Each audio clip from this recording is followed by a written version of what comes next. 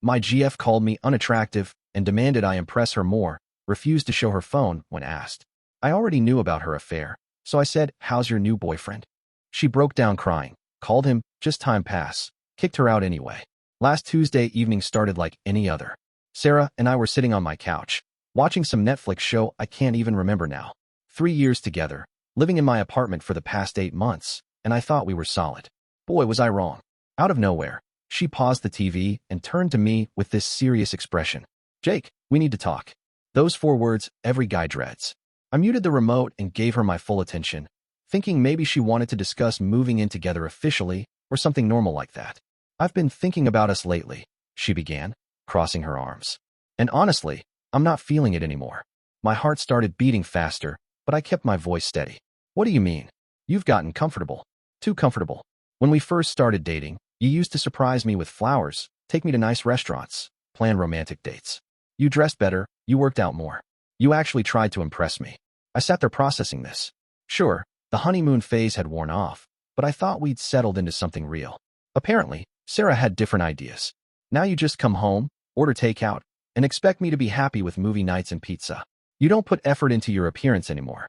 If I'm being completely honest, Jake, you're just not as attractive as you used to be. That stung. I'll admit it.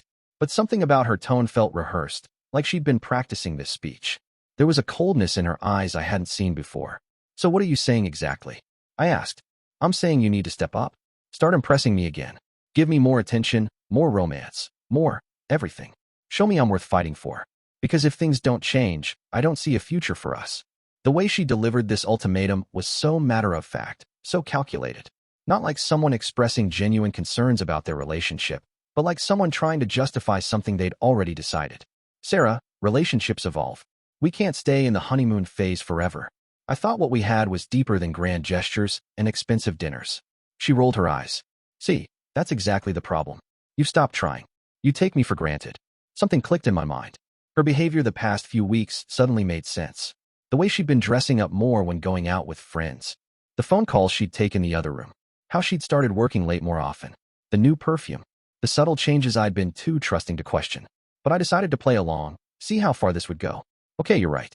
Maybe I have gotten too comfortable. How about we start fresh? I want to understand what's really going on with us." Her expression softened slightly, probably thinking she was getting through to me. "That's more like it. I knew you'd understand if I just explained it properly. I do want to work on this, Sarah. Trust is important in relationships, right? We should be completely open with each other." "Absolutely," she nodded eagerly. "Great. So to show we're both committed to transparency, how about we start by sharing our phones? You know, messages, social media, everything. Complete honesty." The change in her face was immediate. The soft expression vanished, replaced by something guarded and defensive. "What? Why would we need to do that?" And that's when I knew for certain what I'd already suspected. "What do you mean? Why would we need to do that?" I asked, keeping my voice casual. "You just said trust and transparency are important. If we're both committed to fixing this relationship, shouldn't we be completely open?" Sarah shifted uncomfortably on the couch, her hands instinctively moving toward her phone on the coffee table. That's different, Jake. My phone is my personal space. It has private conversations with friends, family stuff, work messages. You can't just demand to see someone's phone." "I'm not demanding anything. I'm suggesting we both share. You can look through mine too. I've got nothing to hide." I pulled out my phone and unlocked it, holding it out to her. "Here, go ahead. Check whatever you want." She didn't take it. Instead, she grabbed her own phone and held it protectively against her chest. "This is ridiculous. Healthy couples don't go through each other's phones. That's toxic behavior." The irony wasn't lost on me. The same woman who just spent 10 minutes telling me I wasn't good enough anymore was now lecturing me about healthy relationship behavior. "So let me get this straight," I said, leaning back against the couch cushions. "You can tell me I'm unattractive and not trying hard enough, but asking to see your phone crosses a line. Those are completely different things." Her voice was getting higher, more defensive. What I said was honest feedback about our relationship. Going through phones is invasion of privacy. "Sarah, if you have nothing to hide, what's the big deal? We live together. We share everything else. It's the principle, Jake. My phone contains personal information that has nothing to do with you. Private conversations with my girlfriends about their relationships, confidential work stuff, family drama you don't need to be involved in." She was getting more animated now, gesturing with her free hand while keeping her phone pressed against her like a shield. Every excuse sounded more rehearsed than the last. "You know what's funny? I said, studying her face.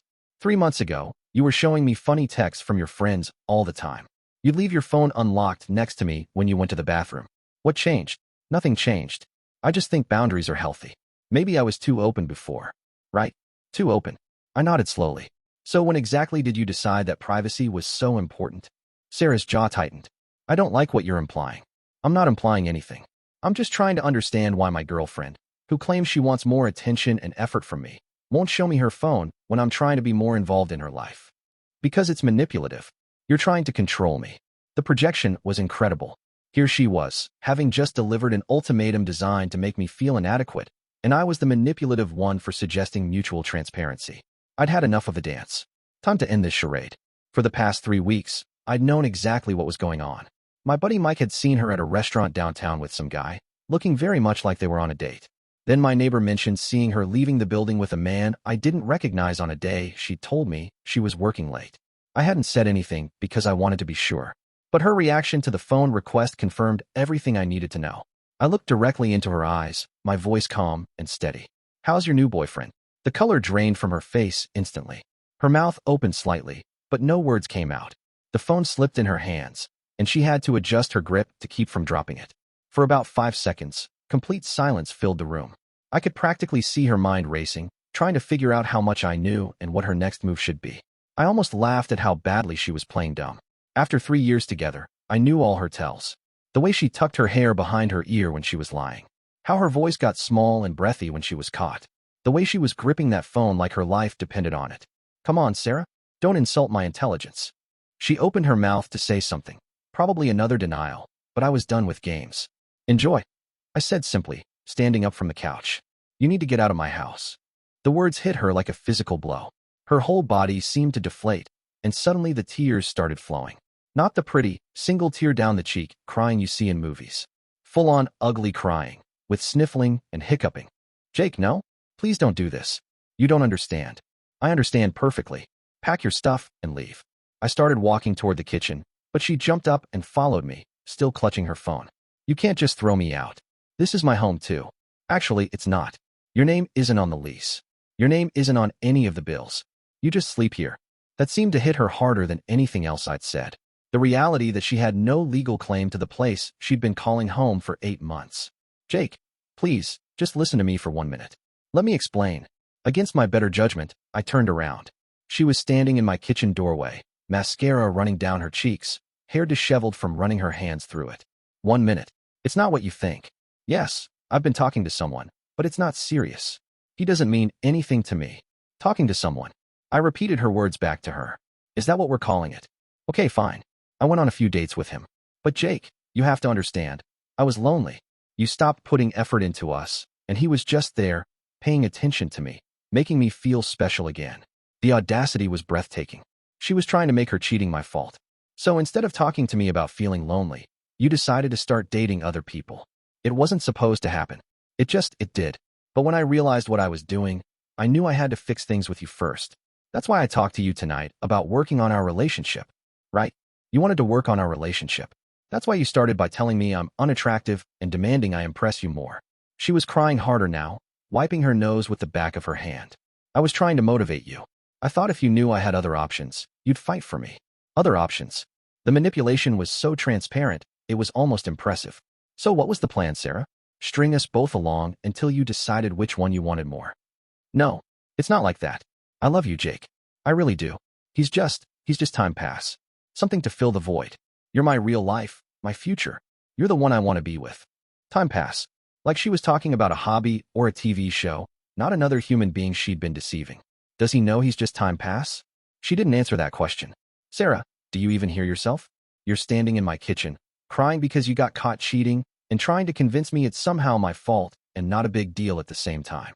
It's not cheating if I never stopped loving you. That's exactly what cheating is. I walked to the front door and opened it. Get out. Jake, no? Please. I'll cut all contact with him right now. I'll delete his number, block him on everything. We can go to couples counseling. I'll do anything. You should have thought about that before you started dating other people. She was full-on sobbing now, begging me not to remove her from my life, saying she'd made a mistake, that she'd do anything to fix it. But all I could think about was how calculating she'd been just an hour earlier. trying to make me feel worthless while she was the one betraying our relationship. Please, Jake. I'm sorry. I'm so sorry. Don't throw away 3 years over this. I'm not throwing away 3 years. You already did that. I held the door open and waited. After a few more minutes of crying and pleading, she finally walked to the bedroom to collect some of her things. When she came back with a bag, her face was red and puffy, but she'd stopped crying. This isn't over, she said as she walked past me. Yeah, it is. I closed the door behind her and turned the deadbolt.